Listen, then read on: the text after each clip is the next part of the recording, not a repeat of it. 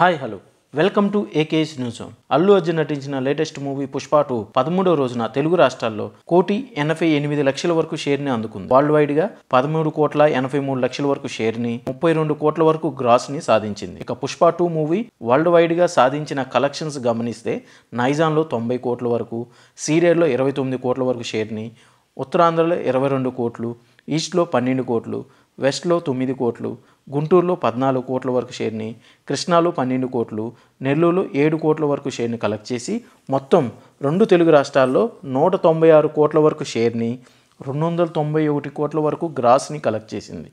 ఇక కర్ణాటకలో 47 కోట్ల వరకు షేర్ని, తమిళనాడులో 31 కోట్ల వరకు, కేరళలో 7 కోట్ల వరకు, హిందీ మరియు రెస్ట్ ఆఫ్ ఇండియా కలిపి 285 కోట్ల వరకు షేర్ని కలెక్ట్ చేసింది.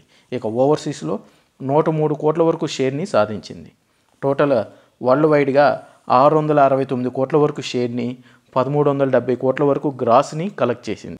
బ్రేక్ ఈవెన్ టార్గెట్ 620 కోట్లు కావడంతో ఇప్పటికే 49 కోట్ల వరకు ప్రాఫిట్ని సొంతం చేసుకుంది.